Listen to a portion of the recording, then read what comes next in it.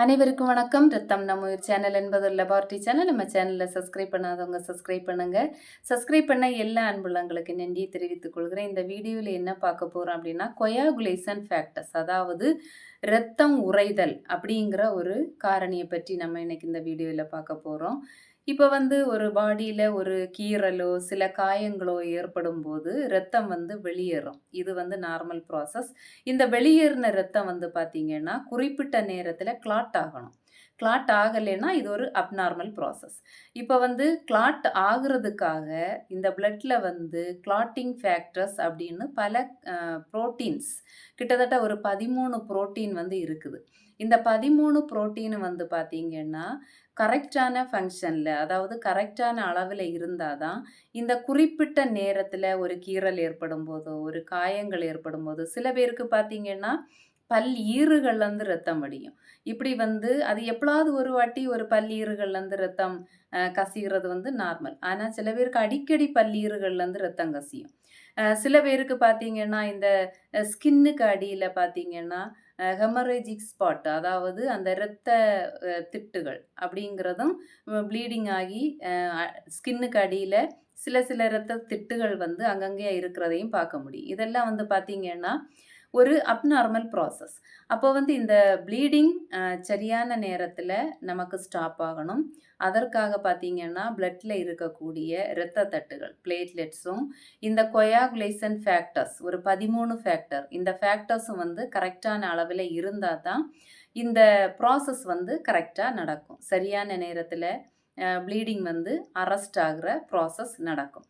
இப்போ பார்த்தீங்கன்னா இந்த பிளட்ல சரியான நேரத்தில் கொயாகுலேஷன் ஆகுறதுக்கு என்னென்ன ஃபேக்டர்ஸ் எல்லாம் பிளட்ல ப்ரெசண்டாக இருக்குது அப்படின்னு பார்த்தீங்கன்னா ஒரு 13 ஃபேக்டர், கிட்டத்தட்ட 13 ஃபேக்டர் பிளட்ல ப்ரெசண்டாக இருக்குது. இப்போ இந்த 13 ஃபேக்டரை இதில் நம்ம ஃபஸ்ட்டு பார்க்க போகிறோம். பார்த்தீங்கன்னா factor 1 fibrinogen, factor 2 prothrombin, factor 3 thromboplastin, factor 4 calcium, factor 5 labile factor, 6 பார்த்தீங்கன்னா ப்ரெசன்ஸ் ஹேஸ் நாட் பீன் ப்ரூவ்டுங்கிற ஃபேக்டர், 7 பார்த்தீங்கன்னா stable factor, 8 antihaemophilic factor, 9 Christmas factor, 10 Stuart Prower factor, 11 plasma thromboplastin factor, 12 Hageman factor, 13 fibrin stabilising factor அப்படின்னு சொல்லிட்டு ஒரு 13 factors நம்ம பிளட்டில் இருக்குது. சில நேரங்களில் சில காரணங்கள்னால இந்த கொயாகுலேஷன் ஃபேக்டர்ஸ் அதிகமாகவோ கம்மியாகவோ காணப்படுது. இது டிசீஸ். இப்போ இந்த அதிகமாகவோ கம்மியாகவோ காணப்பட்டால் இதை ப்ளீடிங் டிஸார்டர் அப்படின்னு சொல்கிறோம். இப்போ இந்த ப்ளீடிங் டிஸார்டரில் பார்த்தீங்கன்னா இப்போ கொயாகுலேஷன் ஃபேக்டர்ஸும் இந்த பிளேட்லெட் இரத்த தட்டுகளும் குறையும் போது இப்போ ப்ளீடிங் ஸ்டாப் ஆகாமல் கண்டினியூஸாக என்ன பண்ணோம்னா அந்த டைமுக்கு ஸ்டாப் ஆகாமல் ப்ளீடிங் ஆகிட்டே இருக்கும். இப்போ ப்ளீடிங் ஆகிட்டே இருந்துச்சுன்னா இந்த கொயாகுலேஷன் ஃபேக்டர்ஸ் ஏதோ ஒன்று கம்மியாக இருக்குது, இல்லைன்னா இந்த இரத்த தட்டுகள் கம்மியாக இருக்குது அப்படிங்கிறத இதில் புரிஞ்சுக்கலாம். இப்போ இந்த ப்ளீடிங் டிஸார்டரில் கொயாகுலேஷன் ஃபேக்டர்ஸ் கம்மியாகிறதுனால சில டிசீஸுக்கு காரணங்களாக அமைந்து விடுகிறது. இப்போ பார்த்தீங்கன்னா இதில் ஹீமோஃபீலியா, பர்புரா, வான் வில்ப்ரட் டிசீஸ், இப்படி 2-3 டிசீஸ் இந்த கொயாகுலேஷன் ஃபேக்டர்ஸ் கம்மியாகிறதுனால வரக்கூடிய நோய்களாக காணப்படுகிறது. இப்போ ஹீமோபீலியா அப்படிங்கும்போது பார்த்தீங்கன்னா இது ப்ளீடிங் ஸ்டாப் ஆகாமல் சில நேரங்களில் போயிட்டே இருக்கும். இப்போ சில டெஸ்ட்டுகளை நம்ம இதில் பார்ப்பாங்க. இந்த ஹீமோபீலியா, பர்புரா, இந்த வான் வில்ப்ரட் டிசீஸ், இப்படிப்பட்ட நோய்கள் வரும் பொழுது பார்த்தீங்கன்னா ப்ளீடிங் டைம், கிளாட்டிங் டைம், அடுத்ததாக பிளேட்லெட் கவுண்ட், இந்த டெஸ்ட்டுகளை எல்லாம் பண்ணுவாங்க. இப்போ இந்த டெஸ்ட்டுகளை எல்லாம் பார்த்தீங்கன்னா நம்ம ஸ்பெசிஃபிக்காக bleeding time, clotting time, platelet count இதையெல்லாம் தனித்தனி வீடியோக்களாகவும் நான் இந்த சேனலில் அப்லோட் பண்ணியிருக்கிறேன். தேவைப்பட்டவர்கள் இதிலே கூட பார்த்துக்கலாம். இப்போ இந்த அ ஹீமோபீலியா அப்படிங்கிற இந்த டிசீஸ் வர்றதுக்கு பார்த்தீங்கன்னா, இதில என்னென்ன ஃபேக்டர் கம்மியாகுது அப்படின்னு பார்த்தீங்கன்னா, ஃபேக்டர் 8, 10, 11 இந்த ஃபேக்டர்ஸ் வந்து கம்மியானா, இந்த ஹீமோபீலியா என்கிற டிசீஸ் வந்து வர்றதுக்கு காரணமாகவும் அமைந்துவிடும்.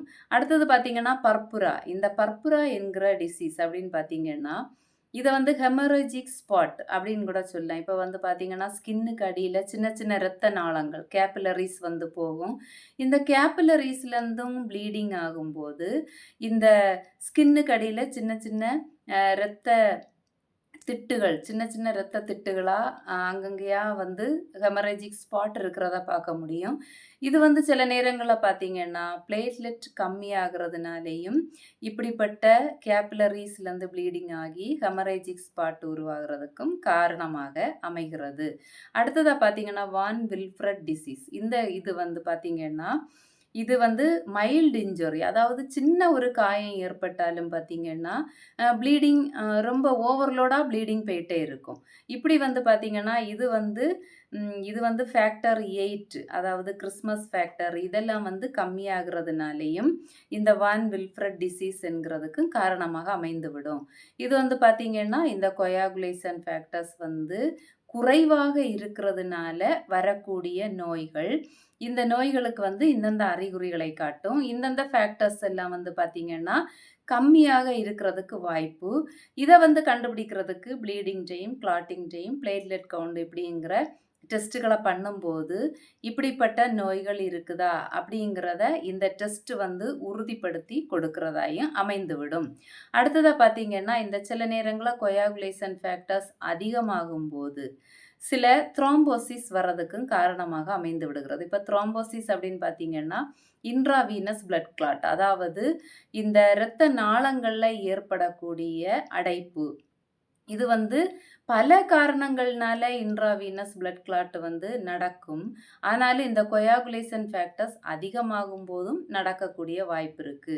சில காரணங்கள்னால் இந்த கொயாகுலேஷன் ஃபேக்டர்ஸ் அதிகமாகி பிளட் சர்க்குலேஷனில் போகும்போது இரத்த நாளங்களில் அடைப்பை ஏற்படுத்தக்கூடிய வாய்ப்பும் சில பேருக்கு அதிகமாக இருக்கும்.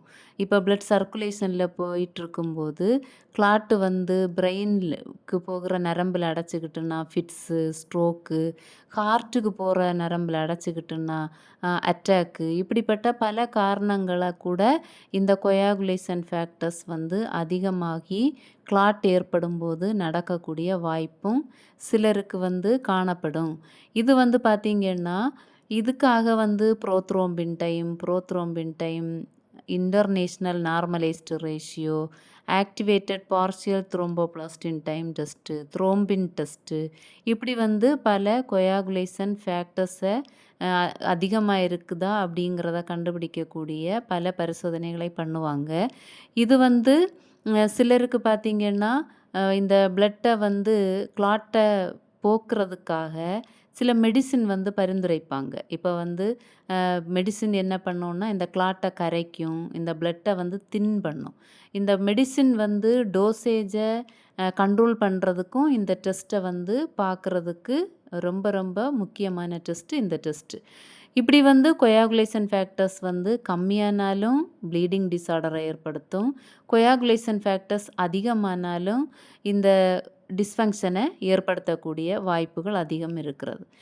இந்த கொயாகுலேஷன் ஃபேக்டர்ஸ் சரியான அளவில் இருந்தால் இப்படிப்பட்ட டிஸ்ஃபங்க்ஷன் எதுவும் இல்லாமல் நம்மளை பாதுகாக்க நம்மளால் முடியும். அதுக்காகத்தான் புரோட்டீன் அதிகமுள்ள உணவுகளை நம்ம எடுத்துக்கணும். இப்போ இயற்கையாகவே என்னென்ன அந்த உணவுகள்ல எல்லாம் புரோட்டீன் இருக்கோ அந்த புரோட்டீன் அதிகம் நிறைந்த உணவுகளை எடுத்துக்கொள்வதனால புரோட்டீன் கட்டமைப்பு நம்ம உடம்பில் நல்ல முறையில் கிடைக்கும். ஓகே ஃப்ரெண்ட்ஸ், இந்த வீடியோ உங்களுக்கு பிடிச்சிருந்ததுன்னா லைக் பண்ணுங்கள், ஷேர் பண்ணுங்கள், சப்ஸ்கிரைப் பண்ணுங்கள். மீண்டும் இப்படிப்பட்ட லெபார்ட்டரி வீடியோக்களுக்கு இணைந்திருங்கள் ரத்தம் நம் உயிர் சேனலோடு. Okay, by.